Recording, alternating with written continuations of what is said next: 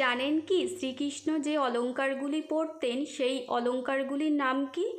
ছোট্ট শ্রীকৃষ্ণ যখন নিজের পায়ে চলতে শিখল তখন সে গুটি গুটি পায়ে যশোদা মায়ের কাছে গিয়ে নানা রকমের অঙ্গভঙ্গি করে হাসাতো। এইভাবে যশোদা দেবী, নন্দ মহারাজ ও রোহিণী দেবী ঘরের মধ্যে ভগবানের দিব্যলীলা দর্শন করতেন। ছোট্ট শ্রীকৃষ্ণ কোমরে কোমর বিছা আর পায়ে নূপুর পরতে খুব ভালোবাসতেন।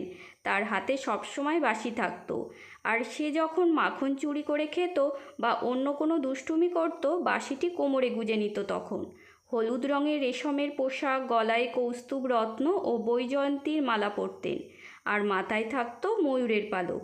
ছোট্ট শ্রীকৃষ্ণ যে মুক্তার মালাটি পরতেন তার নাম হলো তারাবলী, এবং যে রত্নের মালাটি পরতেন তার নাম হলো তদিতপ্রভা। শ্রীকৃষ্ণের বাম পায়ে যে নূপুরটি পরত তার নাম হলো কর্ণমুনি, এবং ডান পায়ে নূপুরটির নাম হলো বিশ্ববসুমুনি।